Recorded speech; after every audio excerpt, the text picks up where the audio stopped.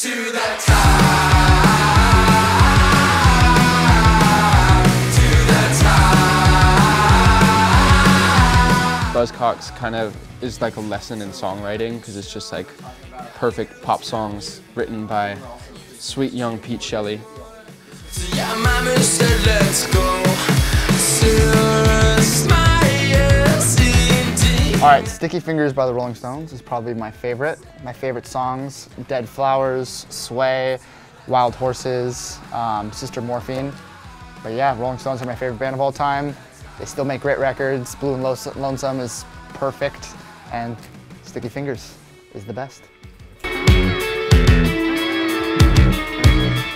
One of my favorite Joy Division records has one of my favorite songs, Isolation. Love that band. I also have that t-shirt.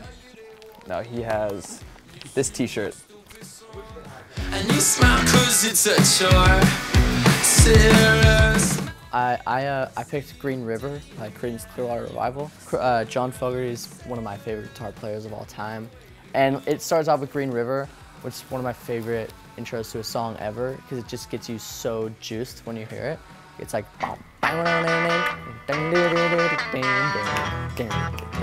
I have a lot of history like with my family with this band. My grandma used to play it when my mom was little, and then my mom played it when Cole and I were little. For me, this is what America's supposed to be like. Not all that bullshit you hear in the news.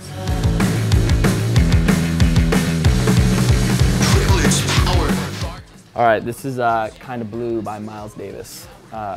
One of the best-selling jazz albums of all time. I used to be like a jazz saxophone player before I started playing bass, and so this album had like a lot of musical meaning to me, and it had some great songs and like a great track listing. It had John Coltrane, which is like one of the most legendary jazz saxophonists. So this album has like a lot of meaning to me musically. Maybe not necessarily as a bass player, but just a musician in general. I listen to it every day.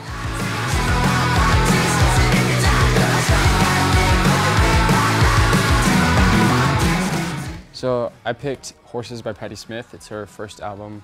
I bought this when I was 18 and I had really exhausted punk music in general and thought that it was kind of limited. And somebody was like, oh, you should listen to Patti Smith. She really like did something very different with it. And so I listened and I was like immediately in love. I think she's so cool.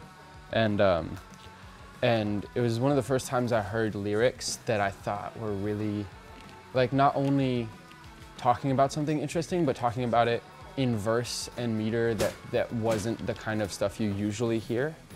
It kind of changes how you can conceptualize music. I thought that was so beautiful.